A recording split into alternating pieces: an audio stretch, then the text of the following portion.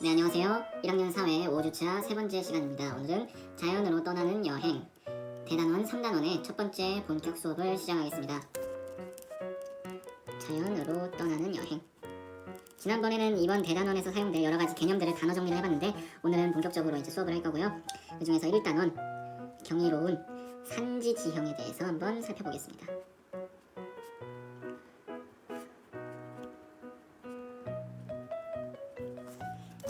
먼저 첫 번째로 산지 지형에 대해서 그 형성 과정 같은 거를 이제 쭉 살펴본 다음에 두 번째로 거기에 살아가고 있는 주민 생활에 대해서 알아보겠습니다.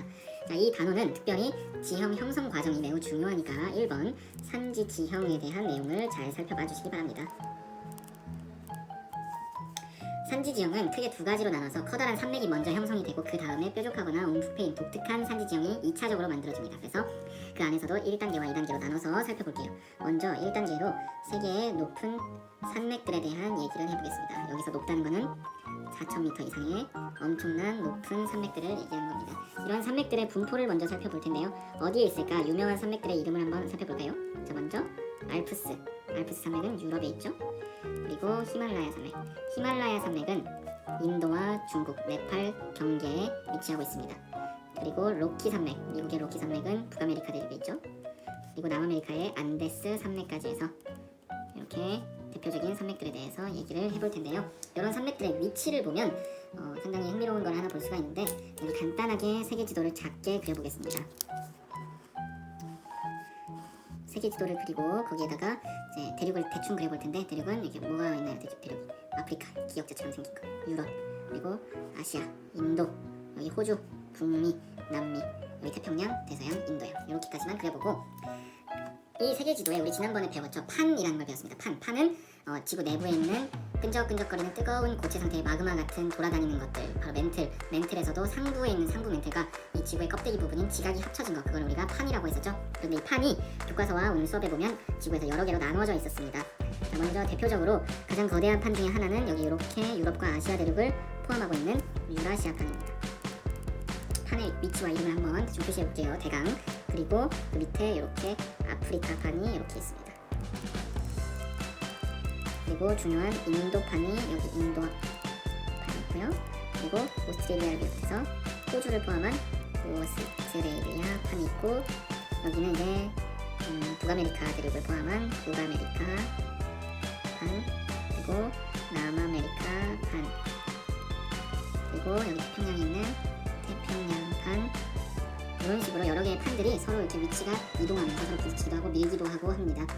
자, 그런데 이 알프스, 히말라야, 로키, 안데스 이런 유명한 산들은 전부 다 어디 있냐면 판의 경계 부분에 위치하고 있습니다. 그래서 이게 가장 큰 분포의 특징이라고 볼 수가 있겠어요. 판의 경계에 분포한다. 유라시아판 유럽 부분에 이제 이쪽에 안데스 산맥이 있고요. 그리고 인도판과 유라시아판이 만나는 히말라야 산맥이 이쪽에 있고 북아메리카 판과 태평양판 사이의 로키 산맥, 그리고 안데스 산맥이 이런 식으로 파란 색깔 판의 경계에 유명한 산맥들이 위치한 걸 볼 수 있습니다. 그러니까 거대한 이런 산맥들은 1차적으로 판과 판이 만나서 거대하게 형성되는 지구 내부 구조에 의해서 만들어졌다, 이렇게 얘기를 할 수 있겠습니다. 그래서 형성 과정은 판과 판이 만난다는 건 지구 내부 구조가 움직인다는 뜻이죠. 그래서 우리 그런 걸 이렇게 배웠습니다. 지각 운동이라고 배웠죠. 지각 운동으로 1차적으로 거대한 산맥들이 형성되는구나, 이렇게 이해해 주시면 되겠습니다. 지각 운동에는 어떤 것들이 있었나요? 습곡, 땅이 이렇게 휘는 거, 또는 단층으로 땅이 어긋나고 뒤틀리는 거, 또는 융기는 땅이 이렇게 쭉 올라가거나 반대로 침강이라는 건 땅이 쭉 내려가는 거죠. 이 땅이라는 거는 지금 지각을 말하는 건데 이 지각이 움직이는 건 멘틀의 상부와 그 멘틀이 움직임에 따라서 거대한 껍데기가 이렇게 같이 영향을 받아서 움직이는 것, 그것을 바로 지각운동이라고 했습니다. 높은 산맥은 지각운동으로 형성되는구나. 두 번째로 그러면 산지, 1차적으로 거대한 산맥은 지각운동으로 거대하게 형성이 됐고 그 이후에 어떤 모습으로 또 2차적으로 산의 모습이 바뀌는지 살펴볼 텐데요. 자, 이 독특한 산의 모습은 뾰족하거나 움푹 깊게 패이거나 하여간 이 거대한 산맥들의 정상 부분이나 이런 군데군데 부분에서 독특한 모습들이 나타납니다. 이런 독특한 모습은 침식을 받아서 나타난 건데요. 이렇게 커다란 산맥을 침식할 수 있을 정도로 힘이 센 것은 우리 지난번에 배웠던 여러가지 침식을 일으키는 주인공들 중에서 가장 무겁고 힘이 센 침식력이 강한 빙하가 있었던 곳에서 나타납니다. 즉 빙하가 이런 2차적인 산의 모습을 만들었다라고 생각하시면 되겠습니다. 형성 과정, 그래서 형성은 뾰족하거나 움푹 패이거나 독특한 모습은, 그 독특하다는 거는 뭔가 극적으로 모양이 변했다는 거죠. 빙하의 침식을 받아서 형성된 거다. 이렇게 정리를 해주시면 되겠습니다. 자, 그럼 지금부터 빙하의 침식을 받아서 만들어진 세 가지 지형에 대해서 한번 살펴보겠습니다. 첫 번째, 홀은, 혼이라고도 부릅니다. 자, 이것은 산 꼭대기에 있는 뾰족한 마테호른 같은 뾰족한 모양의 지형, 산의 모습을 말하는데요. 어떻게 생겼을까요? 어떤 방식으로 형성이 되었을까요?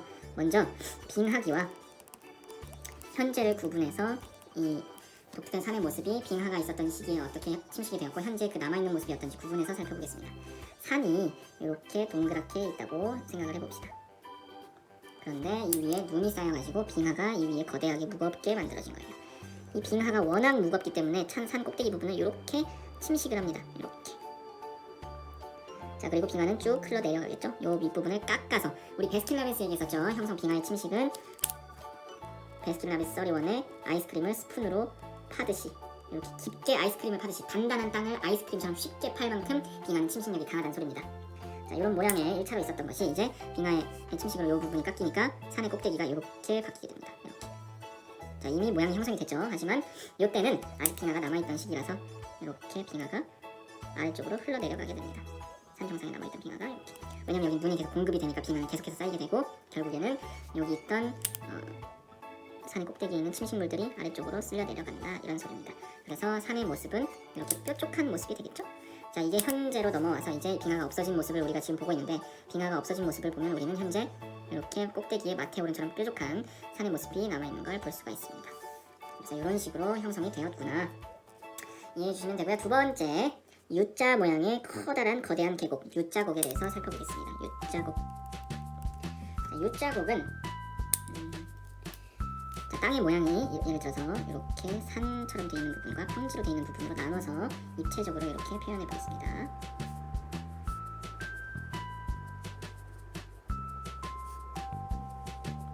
자, 그런데 이 산 꼭대기에 거대한 빙하가 생긴 거예요. 그래서 이 빙하가 거대한 얼음의 형태가 자체의 무게로 무겁기 때문에 아이스크림을 스푼으로 파듯이 이렇게 땅 전체를 긁어가지고 쑥 퍼내면서 앞으로 전진하게 됩니다. 빙하의 침식이 시작되는 거죠. 그런데 이 시기는 빙하기에 속합니다. 빙하기 이렇게 구분해 볼게요. 빙하기와 현재를. 그런데 이 빙하기 시기에는 바닷물이 지구 전체의 물이 다 빙하에 가둬져 있기 때문에 이렇게 해수면이 낮게 형성이 됩니다. 그래서 빙하가 산에서부터 평지로 쭉 아이스크림을 스푼으로 파듯이 빙하가 땅을 침식할 때 바다는 여기 밑에 있습니다. 자, 그런데 요 파진 땅이 이제 빙하가 없어지면 이렇게 움푹 파인 땅이 드러나겠죠. 그런데 그 모양이 마치 U자 모양의 계곡 같다고 해서 이름이 U자곡입니다. 어떤 식으로 남아있을까요? 자, 똑같이, 아이고 이거 기울이면 안 되는데 똑같이 그려볼 텐데, 여기가 이렇게 파여있는 모습으로 그려주시면 됩니다.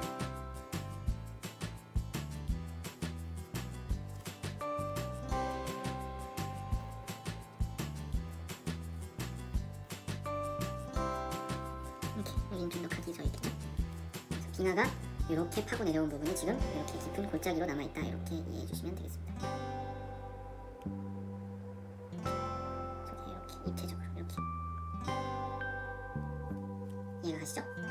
자, 그런데 이제 요 형태가 여기가 U자처럼 생겼기 때문에 이것을 U자곡이라고 한다. 빙하가 사이즈가 거대하기 때문에 이 U자곡의 사이즈도 거대하게 됩니다. 그래서 실제로 U자곡 사진을 봤죠? 엄청나게 거대한 U자곡의 모습을 볼 수가 있었고요. 빙하가 사라진 흔적이다. 그런데 빙하가 없어진 이후에 이 빙하에 갇혀있던 물이 다 녹아서 바다로 흘러들어갔어요. 그래서 현재는 바닷물이 엄청나게 상승해 있습니다. 예전에 빙하가 있을 때보다. 그래서 바닷물이 이렇게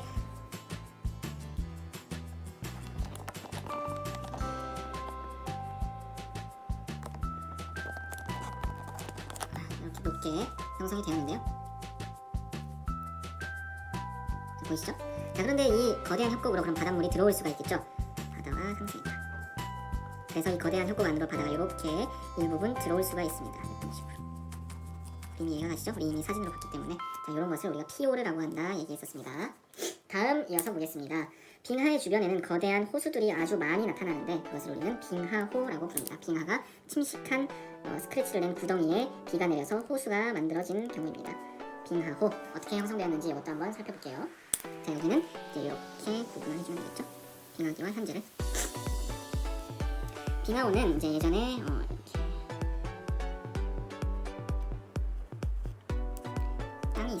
그리고 그 땅을 거대한 빙하가 쭉 밀고 지나갑니다. 그런데 이 빙하는 아까 봤다시피 산 정상부에서부터 이미 많은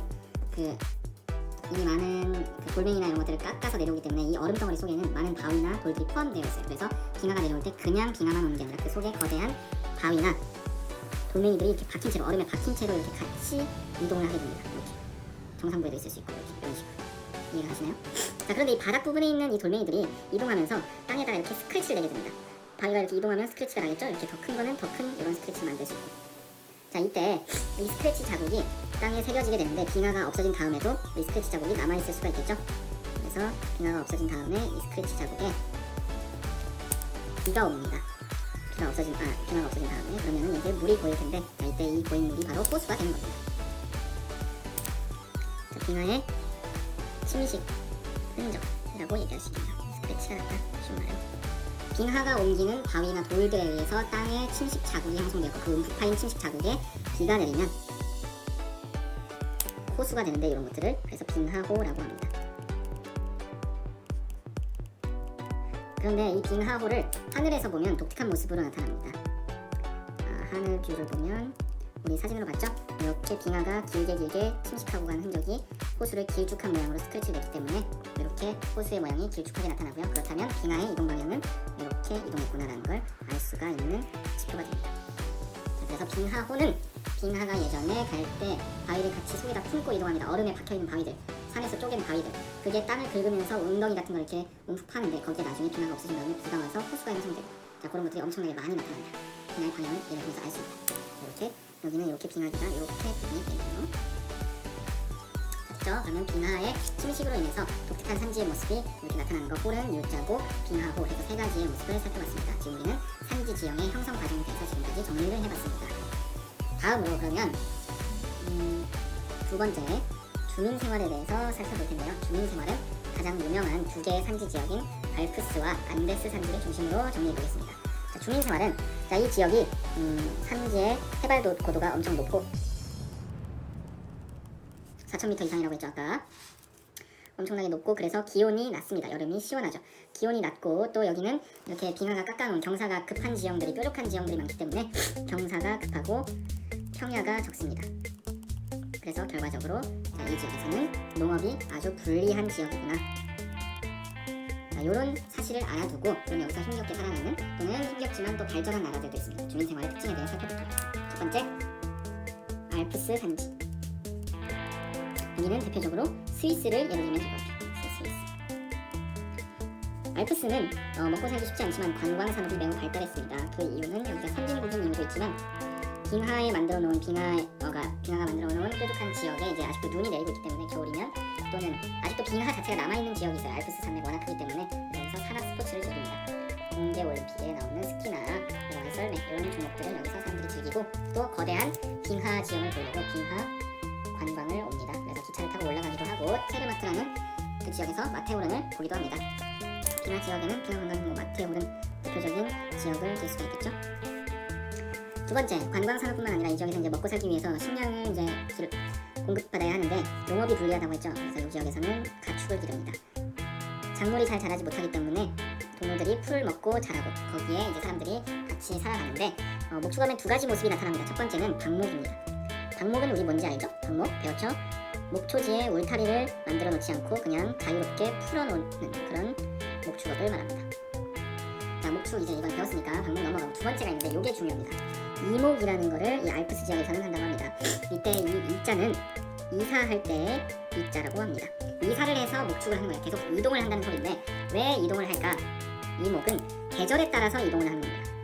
왜 굳이 귀찮게 이동을 할까? 이동을 하지 않으면 안 되니까 그러겠죠? 계절에 따라 이동하는 목축.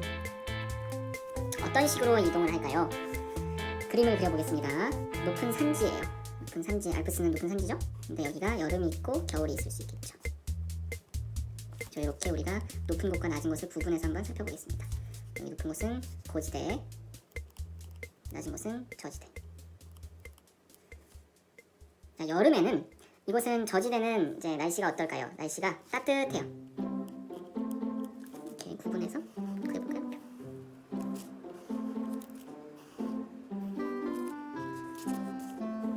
저지대는 날씨가 따뜻하고 오히려 좀 더운 정도겠죠. 하지만 산 높은 곳이기 때문에 산 높은 고지대는 날씨가 시원합니다. 날씨가 시원한 곳에서는, 여름이 시원한 곳에서는 작물이 잘 자랄 수가 없죠. 그래서 이쪽에서는 풀이 그나마 자라고, 이 풀을 먹고 작물들이, 양이나 염소들이 여기서 자랍니다. 그래서 여름에는 이 고지대에서 목축을 하게 됩니다. 목축을 여기서 한다. 목축.